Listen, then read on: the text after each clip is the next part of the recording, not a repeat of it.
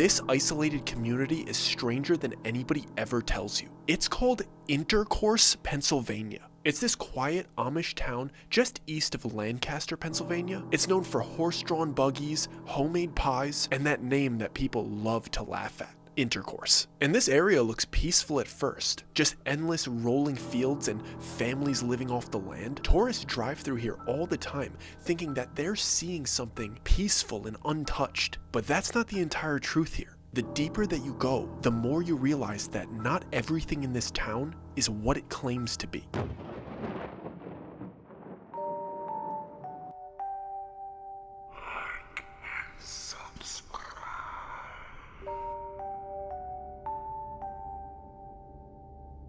So I didn't always have a consistent job, and a few years back, I got really caught up in gig work. The gigs would really vary. Sometimes it would be catering, sometimes it would be entry-level construction, sometimes it would be production crews where I would just move around heavy stuff for commercials. It was literally any type of gig that I could get my hands on that paid a decent hourly rate. I kind of liked that workflow better than a set schedule because I would work for like 5 days and I would have like a week off, but the hourly rate was way higher. But with gig work comes travel a lot of the time. And when the gigs are few and far between, and you get offered a pretty decent paying gig a couple states away, you usually take it because you got bills to pay. Luckily, I had one good friend that I did all the gigs with. It was my buddy Eli. He loved doing the gig work. He liked the variety of it, and honestly, we liked traveling with each other to do these things. They were just like little excursions and adventures, and they paid really well. So me and Eli were in New York. We were doing some commercial gig in the boroughs. Neither of us had any production experience. They literally just wanted us to move heavy stuff around for them, so we're like, count us in. But Eli didn't like flying, so we would take the Amtrak train from Chicago to New York.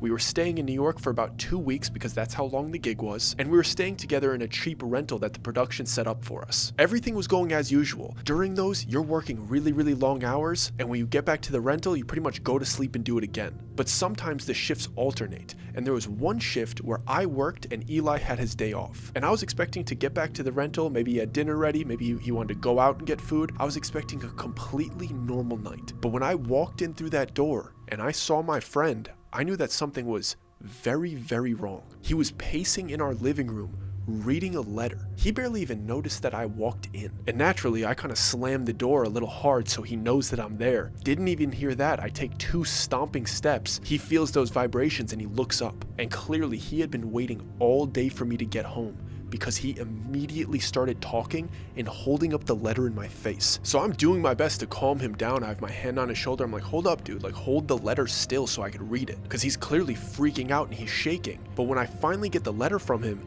and it's stable and I could read line by line, I'm like, what is this gibberish? Nothing made sense. There was like some words in there that I kind of knew what it meant, but it was clearly a different language. So I look up at Eli and I'm like, dude, what is this? What does this say? He grabs the letter back. He goes, oh my bad, it's in German. And then he starts to read it out loud to me. And this was a very long and detailed letter, so I'm not gonna bore you with that. But this is what the letter was. It was written from his brother Aaron to Eli directly. And I guess there's no better time for me to tell you this, but the reason we wouldn't fly to places for these gigs is because Eli didn't like flying. He was scared of it. The most that he would do is go by train, because he was Amish for most of his life. And this letter was in German because it was from his Amish brother who still lived on the farm that he grew up on. It was technically written in High German, but I don't really know the difference. And basically what this letter said was, I'm leaving the farm too, and I need you to meet me at Hollow Creek Inn in Intercourse, Pennsylvania, and I need a ride to get out of here. Pretty much it said, please brother, I can't do this alone. You have to come pick me up. This is my one and only chance to get out of here. But here was the major issue, and this is why Eli was freaking out. Before he had left, years ago, almost 10 years ago at this point, he had given this one brother a P.O. box, and he basically said, when you're old enough or when you're ready, because I know you're gonna leave too, reach out to me. But like I said, almost a decade ago, and Eli had moved to a different state. He told that post office that he was moving, so any mail that went to that P.O. box would get forwarded to his new address, but it would be delayed just because forwarding takes time. And the date that Eli's brother said he was going to leave and the day that he needed Eli to meet him there was yesterday. That's how late this letter was. So Eli opened this letter so excited to see his younger brother finally ready to leave, absolutely willing to help him. But he's in New York, miles away from Pennsylvania, a full day late. So he's panicking, and he just opened this letter like 10 minutes earlier. So as Eli is telling me all of this information right when I walked in through the door after a 12-hour shift, I'm trying to comprehend what our next move is because 1, why are you telling me this? You're a day late, you better get out of here. And 2, why is your brother acting like it's the end of the world and he's freaking out and he needs your help like this exact date at this exact time? Because Eli never really went into detail about his Amish upbringing, but I guess right now is when he was going to, because he started to explain why me and him needed to leave as soon as possible, and he needed my help. Apparently his dad was not the best guy, very controlling, ruled the farm with an iron fist, and if he or his brother got caught trying to leave, the consequences were brutal. He also had 16 siblings, and a lot of them were older brothers that were significantly older than him, that would do anything that their dad said, which basically meant if his little brother had to go back, he was going to be punished and abused for years to come. A lot of times families will just shun people that want to leave. If you want out of our community, get out of here. But Eli said that his dad was very different. He said he probably wouldn't have left if it wasn't for that man. It's not like being Amish is like this horrible lifestyle. He's like, it's peaceful, it's great, it's family oriented. But when you have somebody like that leading your household, you just build resentment for the entire lifestyle in general. And I could tell even this far removed from the situation, living on his own for years at this point, he was just as scared of his father that day as he was when he was a kid. And he was horrified at the fact that his younger brother might be having to deal with that and he won't be able to get him out of there. So I'm trying to calm my friend down and give him support. Pennsylvania's not that far away, like we can get there. And the following day was my day off, so I was like, dude, you've done a ton for me. You've hooked me up with so many gigs, been a great friend. If we gotta go save your brother, we can go get him. So I whip out my laptop and I start looking up train schedules and I book the soonest ticket. And by 5 a.m. the next morning, we're on an Amtrak train from New York to Pennsylvania. And I'm on the phone with Hollow Creek Inn trying to book a room. But I'm trying my best to not act suspicious because Eli told me like, hey, don't ask about him. Don't show any indication that we're doing like this rescue mission. You have no idea if the people that own this inn are cool with my family or will report back to the church or something like that. So I'm pretending that I want an Amish experience for a couple days, booking this room with this random innkeeper in Intercourse, Pennsylvania. I'm gonna say the name of that town as much as I can in this video. So we get our rooms booked. There's nothing else we could do but sit on this train and wait. And as we got closer to Pennsylvania, closer to our stop, I started to look around because there's multiple stops leading up to it. And I'm seeing a lot of Amish people on this train. I'm seeing a lot of Amish outfits. I'm seeing a lot of Amish hats. I'm a little bit confused why they're on a train and they're not on horse and buggy, because I was under the impression Amish people don't take trains. So I go ahead and I throw that question at Eli. I'm like, hey, what's going on here? I thought this was against your beliefs. Because I'm trying to lighten the mood a little bit to him, but I'm also curious. And Eli entertained it. He needed a little bit of discourse. Like I could tell he was still stressed, but he did want to get his mind off of it. So he explained to me that the people that are on this train are New Order Amish people. Apparently he grew up Old Order, which is like strict. No tech, no real communication with the outside world. They are homesteaders, they stay in their community, they ignore everything else. But New Age Amish people, they mess with a little bit of technology, they'll get in the backseat of a car, they'll get on a train. They adapted to modern lifestyle like a little bit, but they'll still dress like Amish people. And they'll still ride in horse and buggies. Like they're pretty close, but they've moderned up a little bit. I thought that was kind of interesting because it kind of just felt like they were cosplaying at that point to me. And I jokingly asked him like, why aren't you doing that? And he jokingly replied, the outfits are uncomfortable and I like my haircut better. That added up to me because there was a lot of bowl cuts walking around this train. But our stop was coming up and we still had a rescue mission to take care of. So we get off this train,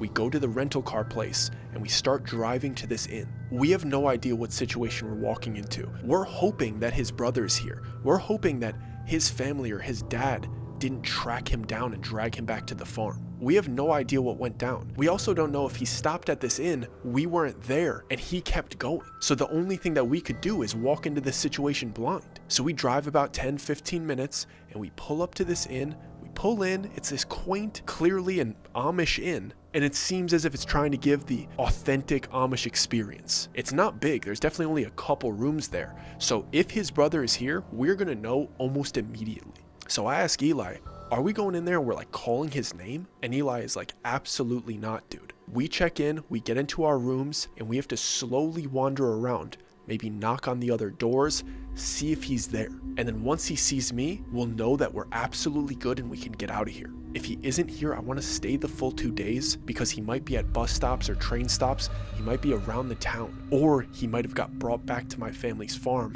So we might have to go look for him there. The last thing that I wanted to do was infiltrate an Amish farm with 15 siblings and an angry, abusive dad. Because that sounds like Mission Impossible, and I'm not Tom Cruise. So we pull up to this inn, so we hop out of the vehicle, we say hello to her. It's this lady named Lydia, and she seems nice enough, maybe in her 40s. She's doing some sweeping on the porch, and she's like, oh yeah, we were expecting you. Your room is right up the stairs and to the right. She wasn't giving us eye contact, so I didn't know if she was the innkeeper, and if she owned the place or if she was just maintaining the place, but it didn't seem like she was in charge really. Eli greeted her in a very interesting way. I'm not gonna try to imitate it, but he basically said hello in Pennsylvania Deutsch. And she just gave him like a smile and a nod. And I couldn't tell if Eli did that because he wanted her to know that he used to be Amish, or if he was trying to bridge some gap there and build some trust. But it didn't seem like it landed. It was just kind of like a smile, and she looked at him funny. And I was assuming it was because he was in regular clothes, and maybe she looked down upon him.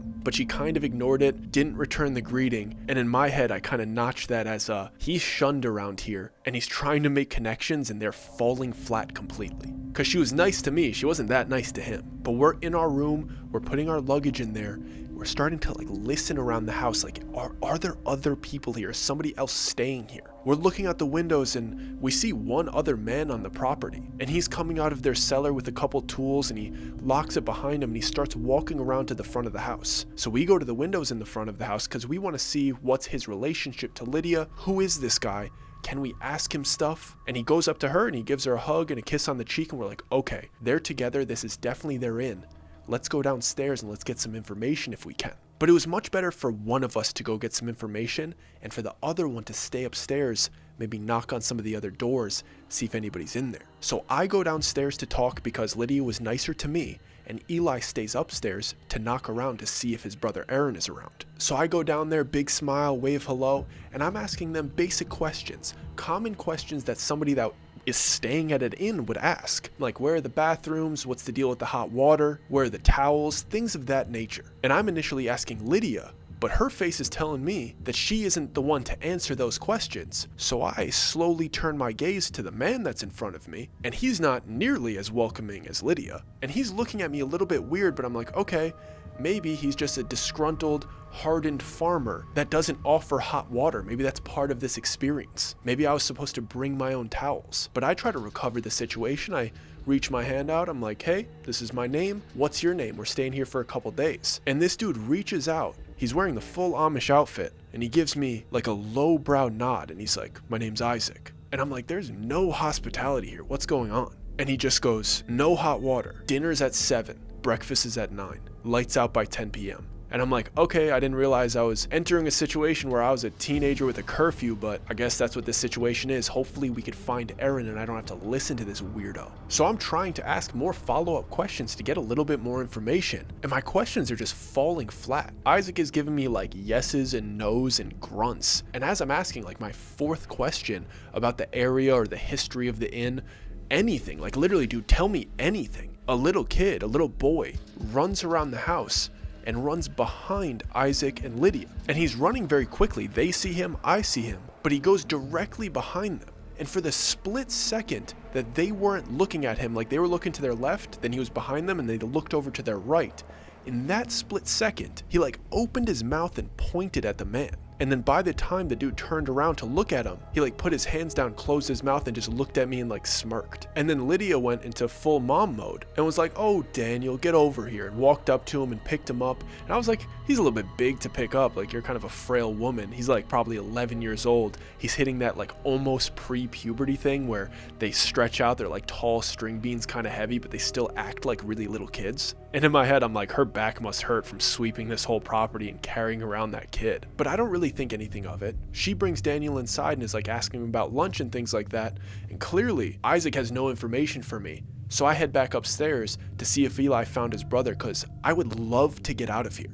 So I get back upstairs and I go into our room, and Eli is sitting on the bed with his face in his hands, and I'm like, dude, what's up? Is he here? Like, what's going on? And Eli looks up at me and he's like, he's not here. I checked every single room. There's no luggage. We're the only ones staying here, dude. So I suggest maybe we should ask them, like see if anybody had been staying here recently. Even though I just had the most unproductive conversation with Isaac literally ever, maybe I could ask Lydia if they had a recent visitor. But Eli immediately shut down the idea. He's like, dude, you don't get it. People around here talk. I don't know who they're affiliated with. We can't let them know that we're looking for somebody. You saw how Lydia reacted to me speaking Deutsch. Now if we're looking for somebody who's staying here, who clearly lives over here, they're gonna know what's up. They're gonna know that we're getting him out of here. We can't tell them. And Eli knows better than I do. I don't know how this community works. People are chatting, and clearly people are trying to keep each other inside of this community. And the most clearly, Lydia did not like that Eli spoke Deutsch. And who knows what she's already telling Isaac. So I ask him straight up, bluntly, what is the plan? How long are we gonna stay here? Are we gonna have to lie to these people? Do you wanna snoop around and see if there's like a sign-in sheet? And Eli's like, dude, did we sign a sign-in sheet? They just told us to go upstairs. Clearly they don't keep tabs on these things. I think the only thing that we could do is stay here for the 2 days, see if he shows up, and search town during the day. And in my head internally, I was like, dude, this was supposed to be a little rescue mission. We get here, we grab him, and we're out. And now this is looking like a 48-hour up to a 72-hour thing. I didn't really sign up for that, but this is my friend, and I'm already here in the middle of nowhere, Intercourse, Pennsylvania, so I might as well stay the day. So we basically wander the property and wait around in the room until dinner time. And Eli could tell that I'm getting a little annoyed with the situation because his brother's nowhere to be found. If we really want to go get him, let's just go to your farm, but you're too scared of your dad to pull up. I was also scared of his dad. I was pretty scared of Isaac, so if he's worse than Isaac, I definitely don't want to go there and have a confrontation with them. But Eli was trying to keep his head and my head in the right place, and he was like, dude, at least you get to try an Amish dinner tonight. Because there had been plenty of times that he bragged about Amish food, the fresh milk, the fresh eggs, the homemade pies, just the organic vegetables, like everything about it. He's like, dude, Amish people have the best food. And I'm kind of a snob when it comes to food, so I was pretty excited to try this grade A Amish cuisine. So we were at the table ready to eat when Isaac told us to be there, but it looked as if dinner was coming a little bit slow. It didn't seem as if it was ready. Isaac was still out in the yard, in and out of the cellar, and Lydia seemed a little bit stressed, like she wasn't used to cooking for so many people. And I don't blame her.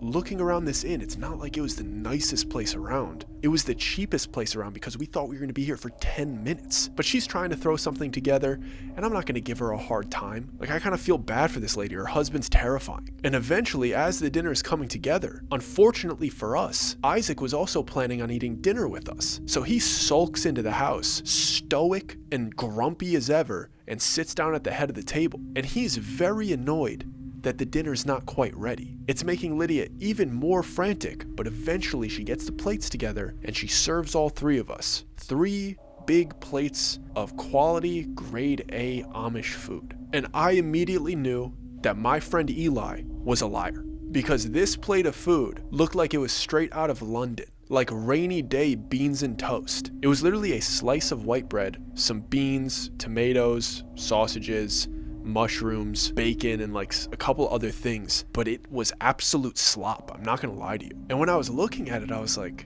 this is like an English breakfast. And I was like, that's a little bit weird. And also, I thought this was supposed to be like homemade bread, fresh eggs, like all this stuff. Everything that I'm eating is like really bland and bad. And I did say that I was an absolute snob. I am a snob when it comes to food, but this wasn't even like Denny's bad. And I know some of you are like, I love Denny's, but this was like 2 levels below Denny's breakfast. And I'm trying my best to hold it together because I don't want to like look up at Eli and be like, dude, this sucks, you were lying. But Isaac is slamming his plate, and I'm like peeking at Eli, and I could tell that he's forcing it down. He's not loving it either. But we're not gonna have this conversation in front of Isaac and Lydia. So I basically swirl my food around to make it seem like I ate something, and I wait for the 7 p.m. sharp dinner to end. Isaac cleans his plate and walks right out of the house back to the cellar, and Lydia frantically grabs all of our plates and starts cleaning it in the kitchen. Finally, I get to shoot a glance at Eli like, what was that, dude? And I could see in his eyes that he's like, there's something off here. But we wait a couple minutes for Lydia to finish up.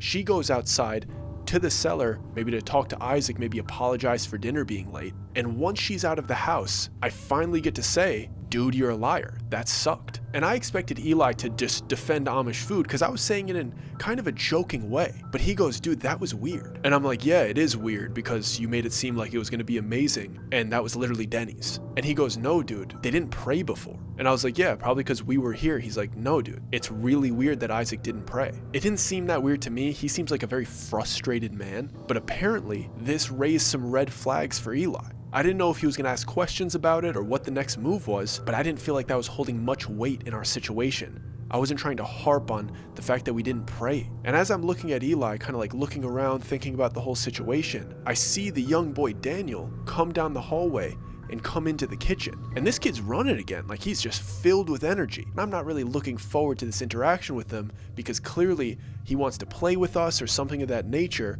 but we're on Mission Impossible, dude. Like, get out of our hair. We have a brother to save. And I was totally right. He clearly wanted something from us because he stood in the kitchen, and this time, instead of pointing at Isaac with his mouth open, he points up at one of the cabinets and he like keeps pointing his finger like, I need your help right now. So I bump Eli. I'm like, dude, turn around, look at the kid. And this kid is frantically like up in that cabinet, up there, look. So we get up and we're like, hey, little buddy, what do you need from us? You want to steal some cookies from the cookie jar? Like, okay, we'll help you out. And I start putting my hands over the higher cabinets, like, tell me where to stop, which one's the right one. And once I get to the right one, he's like nodding his head like, yes, that's the one. And I try to open it up, and it doesn't budge, and it's a regular kitchen cabinet. So then I pull it again, and I slip my fingers behind it a little bit, and I feel that there's a child lock on it. And it's not just a single child lock, it's a double child lock, like one at the bottom and one at the top. This kid would probably have to climb onto the counter just to get this thing open. And even then it was a little tricky. But eventually,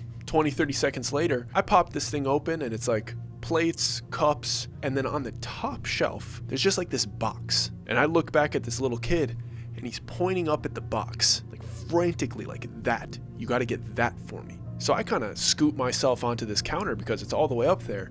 And I pull this box off the top shelf, not knowing what it is, but once I look at it, I'm like, oh, okay. Nothing special here. This is just an arts and crafts box. It's like a heavy-duty cardboard box that you would put like crayons and markers and scissors and glitter, just like a toy arts and crafts box. And on the front of it, it said Amos. And I put it onto the counter, and this little boy Daniel runs up, pops open the front, and grabs a marker out of it. We both start to walk away, but he grabs the bottom of my shirt and like yanks it, like, don't go yet.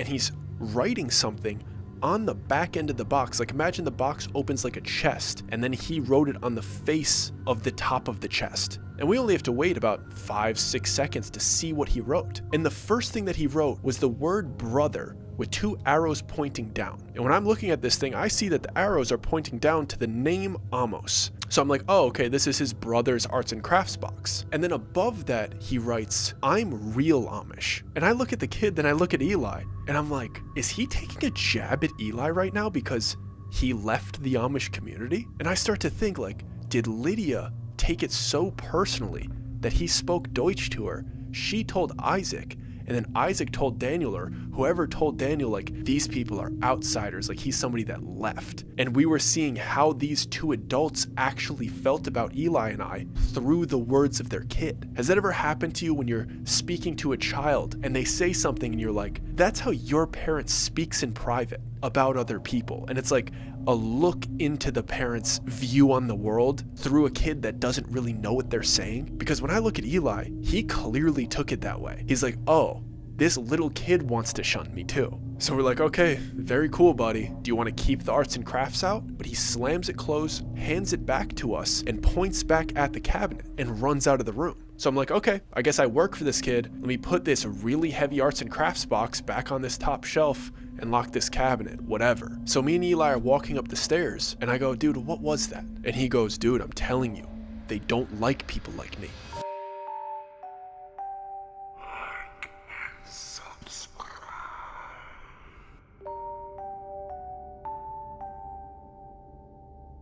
There was nothing else for us to do that entire night. Our bellies were full with English breakfast for dinner, and the only thing left to do was pace in the room, looking out the windows to see if his brother was approaching in any direction. I wasn't going to stay up all night and do that, but Eli could do what he wants, so I put my head to rest, and I wake up the next morning, 9 a.m. for the next delicious breakfast that we're about to walk into. Eli clearly got some sleep. He was asleep when I woke up, so I shake him awake. We put ourselves together a little bit because we don't want to be late for breakfast, and as we walk down the stairs, Lydia is clanking around in the kitchen. Isaac's already sitting at his seat, looking as frustrated as ever, and we go ahead and join him. I'm sitting there absolutely starving, and Lydia waddles over and puts down, wouldn't you know it, beans and toast. And I look up at her, big smile, I'm like, thank you so much, very cool. I look over at Isaac, he doesn't hesitate.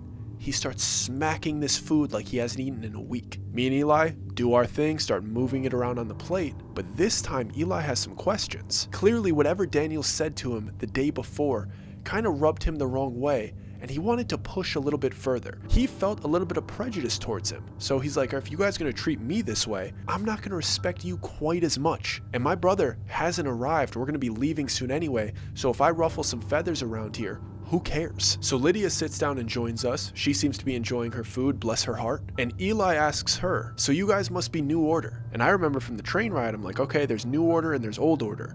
Eli was Old Order, super strict. They must be New Order because Isaac doesn't pray and they're running like this inn where they host tourists. And Isaac answers for Lydia with a mouthful of beans and toast. He says, no, we're Mennonites. I have no idea what that means, so I'm like, okay, cool, you're Mennonites. Maybe Mennonites are from the UK and not Germany. To me, this is just another branch of Amish people. I have no idea. That answer was cool with me, but when I look over to Eli, I could tell that answer didn't make sense. And he's looking at Isaac like, what are you talking about? And his follow-up question was, oh, so you guys just run this place, this is just your business? And Lydia and Isaac just nod their heads like, yep, we just do this for work. And to me, another completely good answer. I wouldn't question it whatsoever. But when we get upstairs after breakfast, I follow up with Eli. I'm like, what was wrong with what they were saying? You looked like you were about to tell them off or something. And he goes, I was about to, but then I started to feel bad for them, dude. And in my head, I'm like, why? Are the Mennonites some branch that gets abused or something like that? Like, what's bad about being a Mennonite? He goes, no, there's nothing bad about being a Mennonite.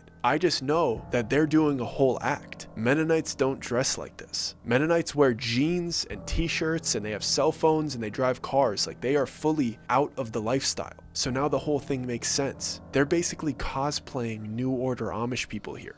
This is their grand idea. This is their business. And they have this themed inn where they thought tourists were going to come and they were going to give them an authentic experience. But they have no idea how to give them an authentic experience because Mennonites don't know how to live like Amish people. So my immediate follow-up question is, why do you feel bad for them? Like they run a janky bad business. What's to feel bad? And Eli says, I asked Lydia how many visitors they get, if people come often or if anybody has come recently to see if Aaron had been here. And she said that nobody's been here all week. I don't know, man. I just feel bad. They're going to lose everything. They're just Mennonites with a bad business idea. It's kind of sad. And when I thought about it that way, it was kind of sad. This is like a middle-aged couple with a pretty young kid that they clearly weren't ready for. And the only idea that they could come up with was a themed inn in Intercourse, Pennsylvania. And they're serving UK breakfast. It was kind of tragic, but we felt bad for about 5 minutes and then it was back to Mission Impossible. Where is Aaron? What are we gonna do? How long are we gonna stay here? And throughout the day, the longer and longer that Aaron didn't show up to this place, the more anxious Eli got. And I could tell he was having all of these intrusive thoughts saying like, dude, I could feel it. I know that Aaron's in trouble. I know that my dad caught him. If he caught him, I promise he's doing horrible things to him. And it's like Eli convinced himself that his brother was going through horrendous pain and was in a terrible situation and needed his help. And we were just staying in this random fake Amish inn, letting him be abused. And I could see all of Eli's childhood trauma just like rolling over him over and over again.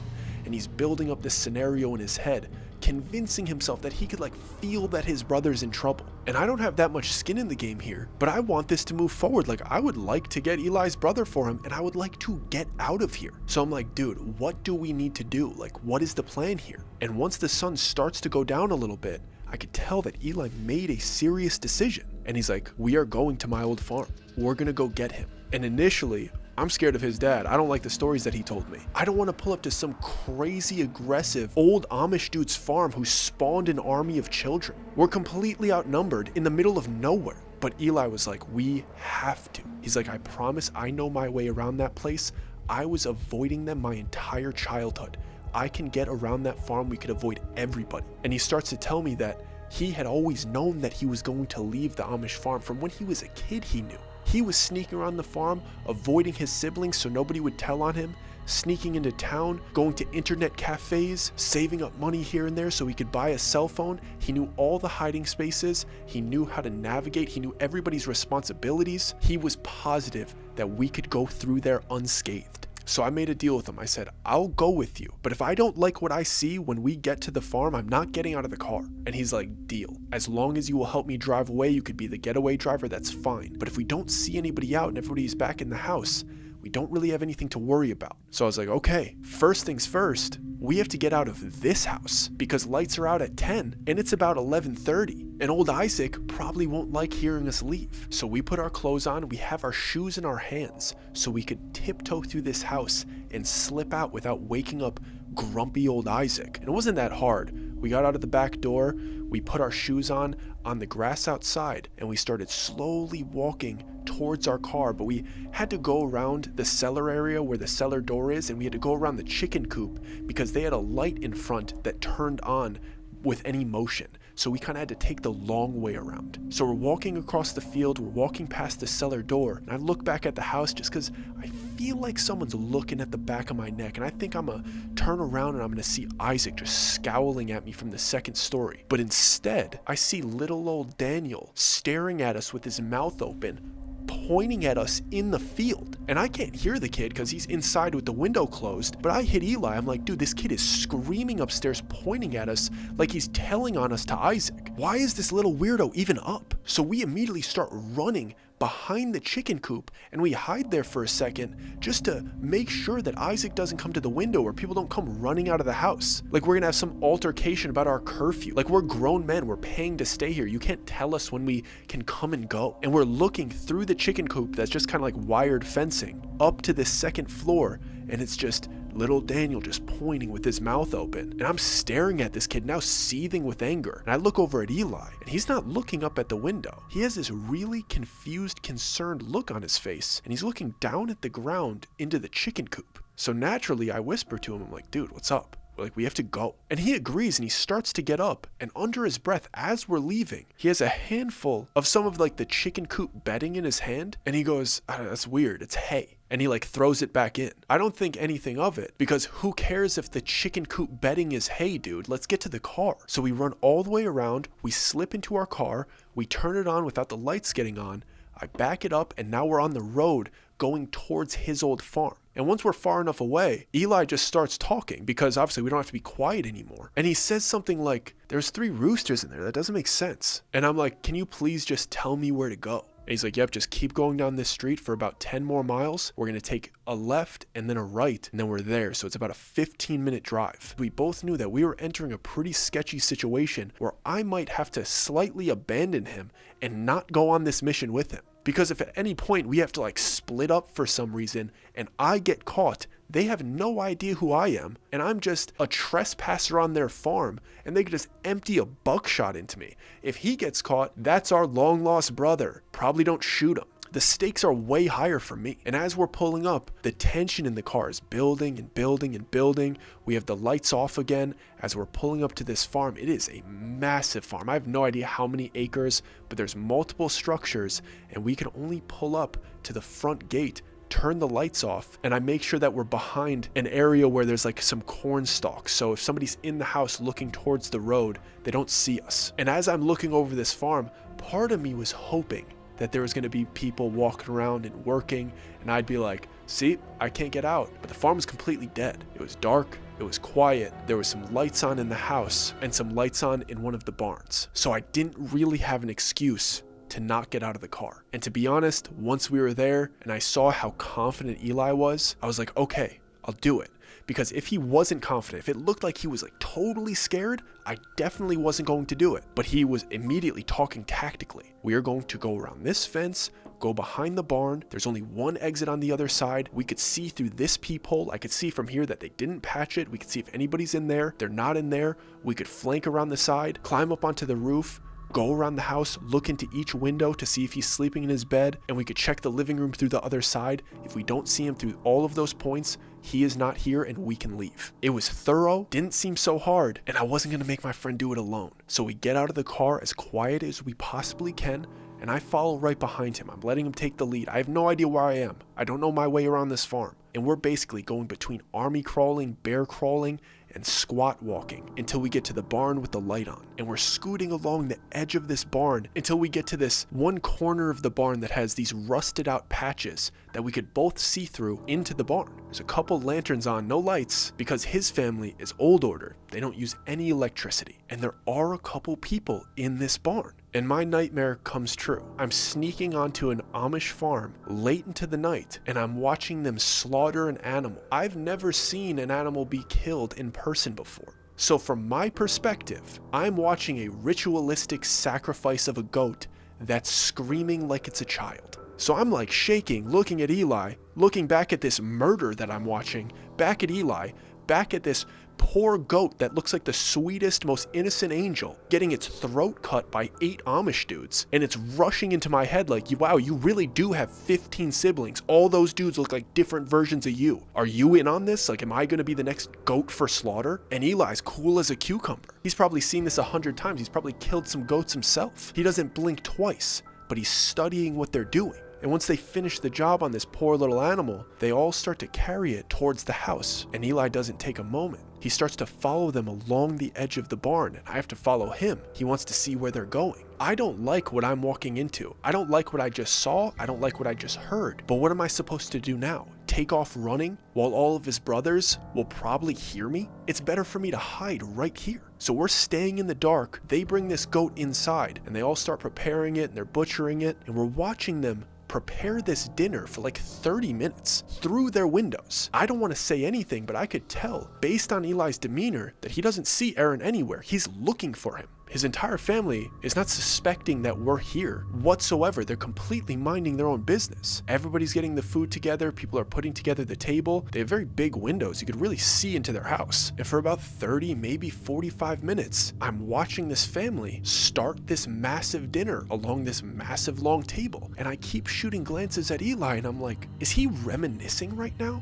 Does he feel like he's being left out? He's watching his whole family have dinner without him, and he's not saying anything. He doesn't look scared. He doesn't look mad. He's just watching. But I could tell he was focusing specifically on one person, and it looked to be the oldest dude there. And I remembered him telling me about one of his older brothers who's like really similar to his dad in a lot of ways. But as I'm looking around, I see his mom, but I don't see his dad anywhere. And I think he was scanning for his dad, but when he couldn't find his dad, he was glaring at his older brother. That was the energy that I was getting off of him based on where his eyes were panning to. And eventually, all of the food's ready. Everybody's sitting at the table, his whole massive family, and we're right outside of their windows, creepily watching them like a couple peeping toms. And wouldn't you know it, Eli was right. Old order people immediately pray, and they're all praying together, and Eli is listening really, really closely. They're going between a few languages, and so many of them are talking at once that I'm not really catching much. But clearly he's used to being a part of a very big family, and he's picking out details here and there, trying to get any information on where Aaron is and where his dad is. And eventually his older brother starts talking. Everybody else gets quiet, and he's talking in Deutsch, so I have no idea what he's saying. But at a certain point, I hear the name Aaron. So I'm like, okay, he's talking about Aaron. And I look at Eli like, what is he saying? And Eli stands up and opens the door right in front of their table and stands in it, glaring at his brother. Out of nowhere, blows our cover, rips the door open, is like, I'm here. I am shocked and I am disturbed with what I'm looking at. How are you going to do that to me? You want to pull up to your family and have this big altercation and just out of nowhere present yourself? That's cool. How do I explain myself in that situation, hiding in the bushes with you? I don't know these people. I'm just a weird peeping Tom. You're their brother. And the entire table of people looks at Eli, and Eli only says like one sentence, and I can only assume he said, "Where's Aaron?" But the only word that I understood was the name Aaron. And I'm expecting this horrible outburst to happen, but I'm looking at all of the faces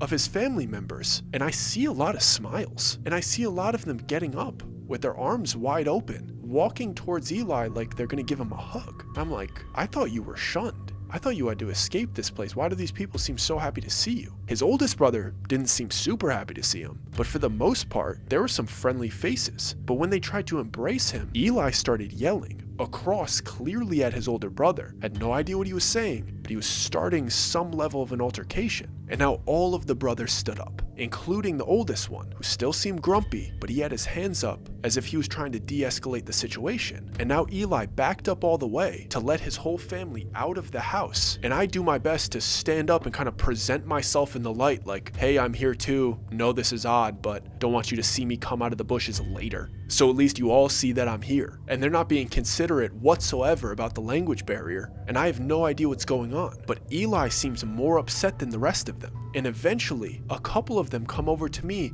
and they like wave me over, like, get over here. And they're asking Eli, like, is this your friend? Is this your friend? I have no idea what my place in this situation is. I just know Eli is yelling at his older brother.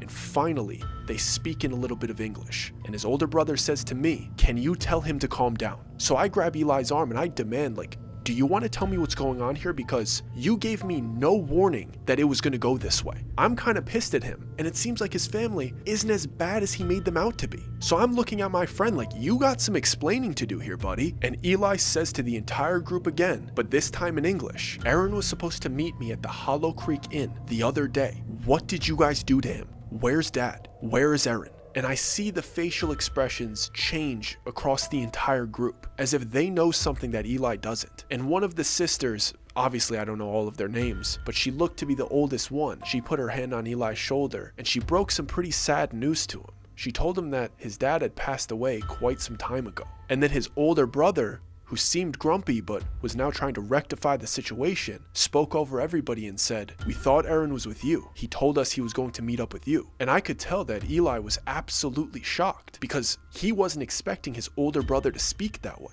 But then a couple of his other brothers came around and they started to explain to him very quickly. His family talked at the same time quite a bit, but they started saying things like, it's different around here. Like, it's changed since you've been gone. And they started sticking up for the older brother a little bit, saying that he's changed since Dad's been gone, and telling Eli to give him a break because we all know that Dad was the hardest on him. He had to act the way that he used to act. We were all okay with Aaron leaving. We just wanted him to wait until he was 18, and we wanted him to meet up with you, just so he would have some guidance. We wanted him to be happy. It's okay. We're really happy to see you too. And then the oldest brother asked, Eli, where is Aaron? And then the entire dynamic of the situation shifted because nobody knew where Aaron was. There was no time for hugs. There was no time for embracing and forgiving, to catch up or anything like that. There was a sibling missing, and this family entered a panic. Any issues that they had with each other, any arguments, anything from their past was completely gone because a sibling was missing, and it was time to find him.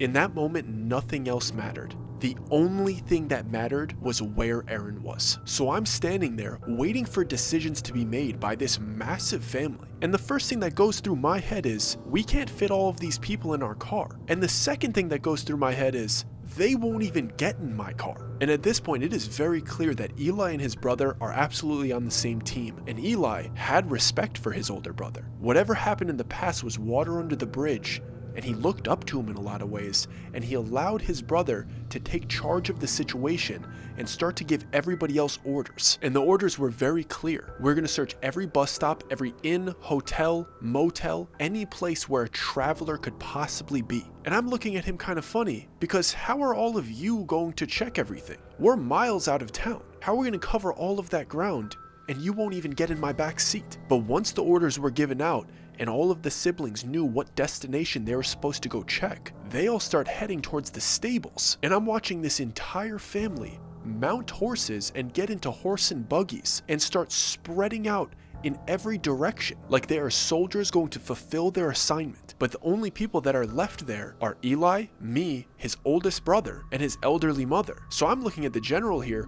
What are we supposed to be doing? And right before we left, the only thing that he told Eli that he had to do was go hug his mother. It was very quick, but it looked as if it was everything his mother needed in that moment. And we started heading towards our car, but I was a little bit confused because his older brother was coming with us. And it seemed as if he was making a point to Eli that he had changed. Because even though he was old order and he believed in what he believed in, he was not leaving the Amish life. It was as if he was throwing Eli a bone and apologizing and showing him, no, I care about my younger siblings. And he got into the back seat of our car and told Eli to head towards the police station. And I could tell in that moment, it meant the world to Eli. I couldn't imagine what he was going through in this situation, seeing his mom for the first time in like 10 years, and the sibling that he thought was a villain, like a spawn of his abusive father, wasn't anything like him at all. It was this weird contrast between worry for their younger sibling and family being reunited. There was motivation in the air, and I felt like we were going to find this kid. And Eli is flying. He is not slowing down for anybody. Luckily, there's not many people on the road late at night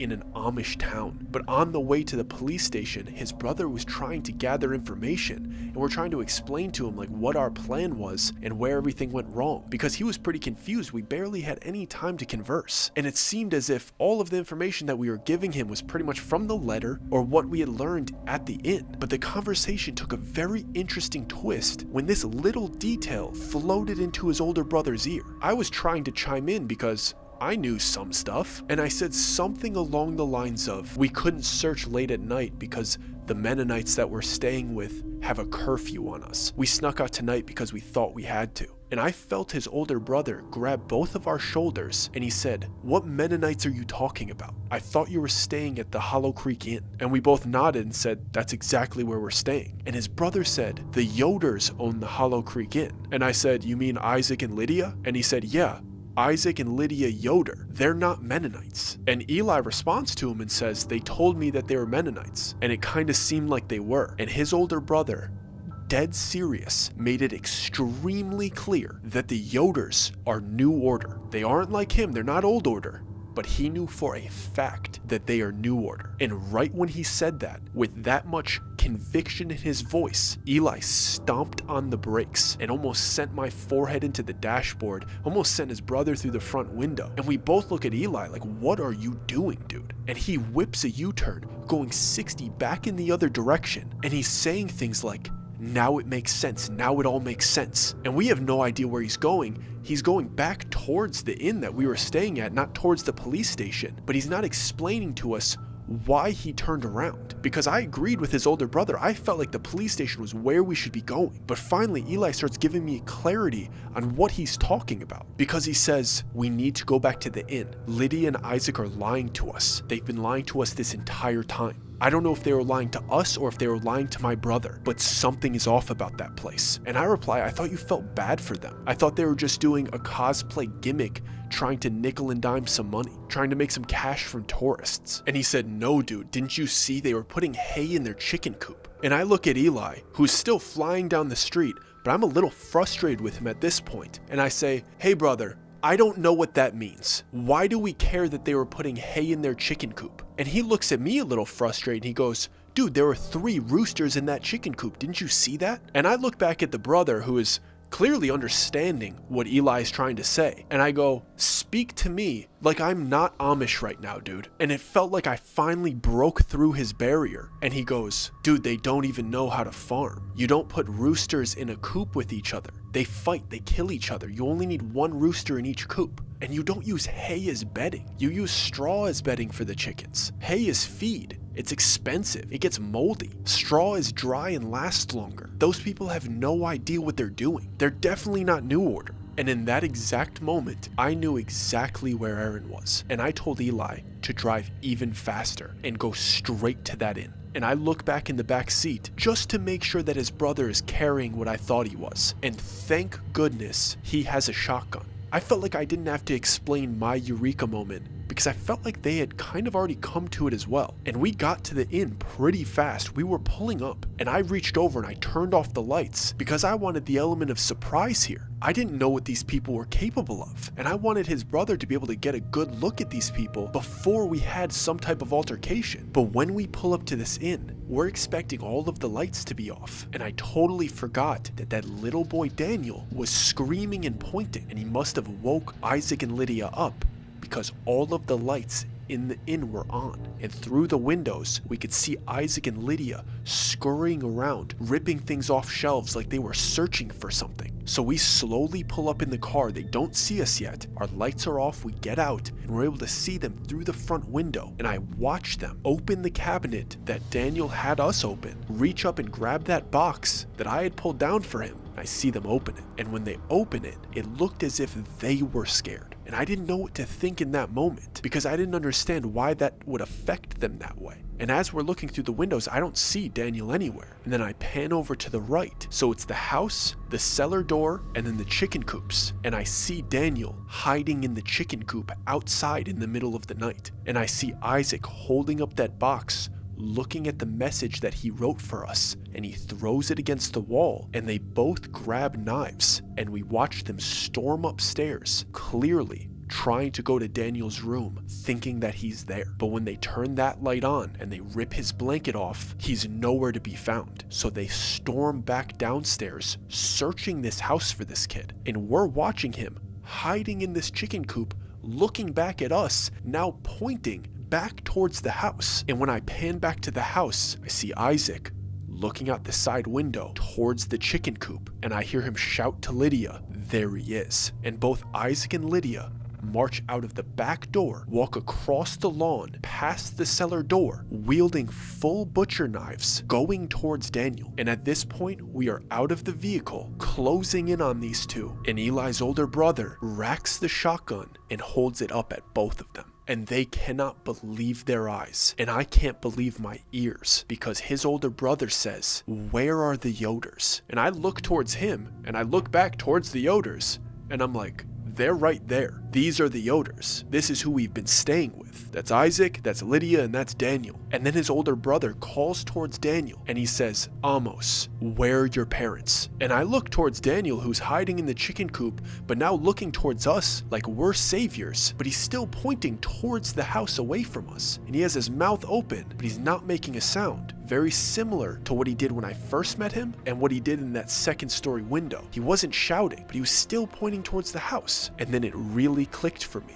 The note that he wrote for us in that box was 1, I am real Amish, and 2, brother pointing down. He wasn't pointing at the house, he was pointing at the cellar door. The name that was on that box was Amos. That kid's name was not Daniel. That was his box. He was telling us that he was New Order, I'm real Amish, and he was telling Eli, your brother's in the cellar. And Eli's older brother had Isaac and Lydia get on their knees, lay on their stomachs, and put their hands behind their back as we opened that cellar door and started searching. And it did not take us very long. This is not a very big cellar. The cellar was shaped like an L. When you first get down there, there's some jarred foods on each wall. Then you turn the corner and there's a small space with some barrels. And right in the middle of the small space was Aaron, hog-tied on the floor. And it was clear that he had been there for a few days, and it smelled horrendous down there. Not because of Aaron, it was because of the barrels that were behind him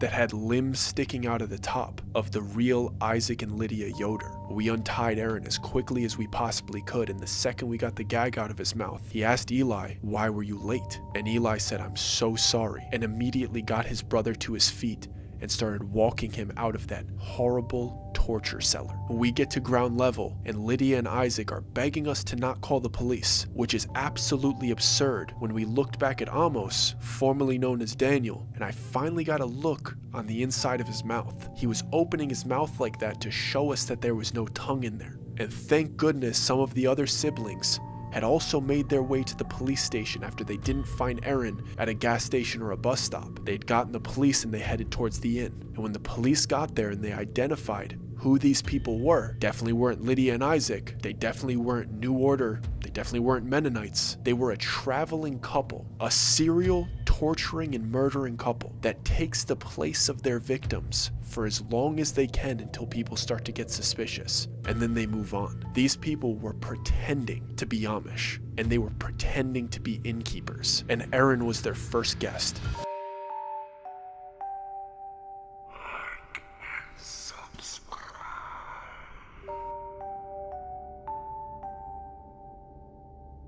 So that's the end of this one. I hope you guys enjoyed it. I hope you guys are enjoying all of these stories every single week. We're trying our best to get them out every Thursday night for you. Please like the video. Please consider subscribing to the channel. And remember, this channel was meant to binge. Don't cherry pick videos.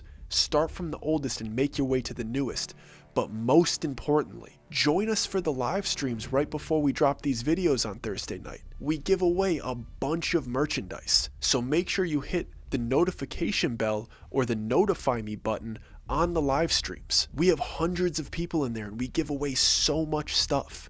So if you like free merchandise, or if you want to reach out to me, if you have anything you want to say to me or ask me, I go live every week for you. So let's get a couple thousand people in there and let's have some fun before next week's premiere. I'll see you Thursday at the live stream. And if you like this video, I'd like to personally recommend this one.